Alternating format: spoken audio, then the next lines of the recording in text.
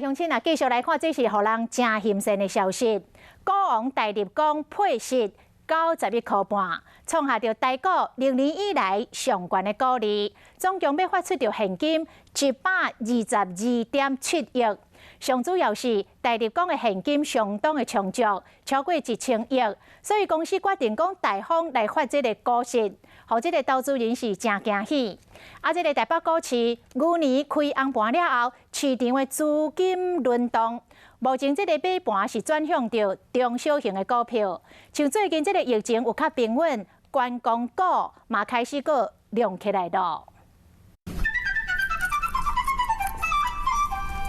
上周去年是牛年，年过了，台股佫真正是扭转乾坤。封关前呢，我们看到都是中大型股，台积电也是一枝独秀哈。那新春开放版之后，台积电开始休息，类股轮动开始启动，那把资金就跑到中小型股。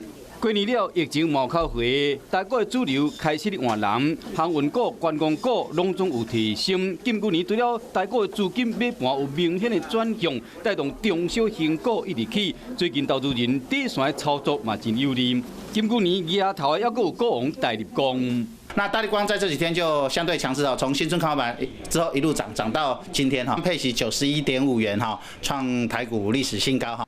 因为现金有够，加上对股东有善意，股王大立光宣布配息是91块半，这是台股有史以来上悬的股利，加算算的大立光总共会发出122亿7千万的现金，嘛，互股民伫金牛年有机会赚一只金牛。